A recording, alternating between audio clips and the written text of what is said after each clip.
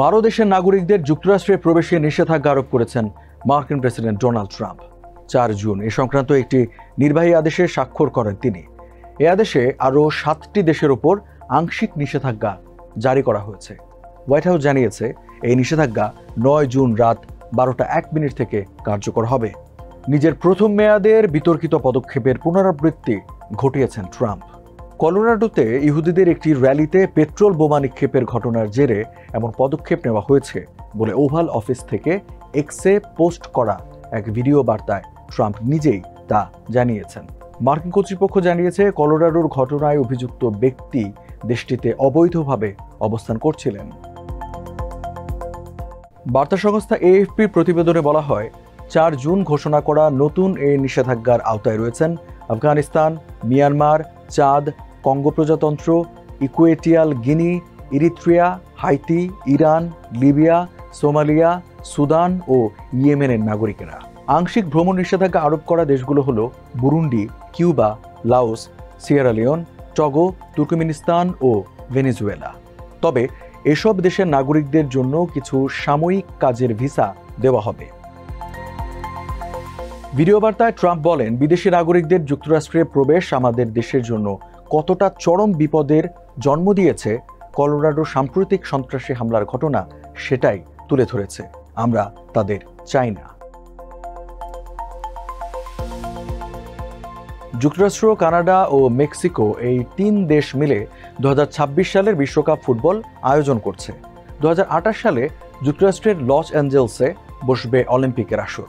খেলার জগতের এত বড় দুটি আসরে ট্রাম্পের নতুন ভ্রমণ নিষেধাজ্ঞার কেমন প্রভাব পড়বে সেটা নিয়ে প্রশ্ন উঠেছে।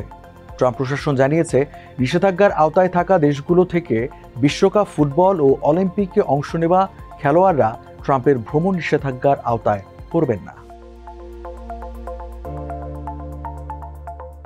নতুন এসব নিষেধাজ্ঞাকে ট্রাম্প তার প্রথম মেয়াদে বেশ কয়েকটি মুসলিম প্রধান দেশের উপর আরোপ করা শক্তিশালী নিষেধাজ্ঞার সঙ্গে তুলনা করেছেন। ওই নিষেধাজ্ঞার কারণে বিশ্বজুড়ে ভ্রমণ বাধাগ্রস্ত হয়েছিল। ট্রাম্প বলেছেন, 2017 সালের ওই নিষেধাজ্ঞা যুক্তরাষ্ট্রকে ইউরোপের মতো সংঘটিত সন্ত্রাসী হামলার শিকার হওয়া থেকে বাঁচিয়েছে। প্রেসিডেন্ট ট্রাম্প বলেন, ইউরোপে যা ঘটেছে সেসব আমরা যুক্তরাষ্ট্রে ঘটতে দিতে পারি না। যেসব দেশ নিরাপদে ও নির্ভরযোগ্যভাবে পরীক্ষা নিরীক্ষা আর স্ক্রিনিং করতে পারবে না, সেসব দেশ থেকে আমরা উন্মুক্তভাবে অভিবাসীদের নিতে পারি না। ভেনেজুয়েলা পাল্টা সতর্ক করে বলেছে, যুক্তরাষ্ট্র নিজেই একটি বিপজ্জনক গন্তব্য। ট্রাম্পের ভ্রমণ নিষেধাজ্ঞা ঘোষণার পর ভেনেজুয়েলার স্বরাষ্ট্রমন্ত্রী দিওসদাদো কাবেল্লো যুক্তরাষ্ট্রে ভ্রমণ করা থেকে নিজ দেশের নাগরিকদের সতর্ক করে বলেন, যুক্তরাষ্ট্রের অবস্থান করা শুধু ভেনেজুয়েলার নাগরিকদের জন্য নয়, বরং যে কারো জন্যই বড় ঝুঁকি।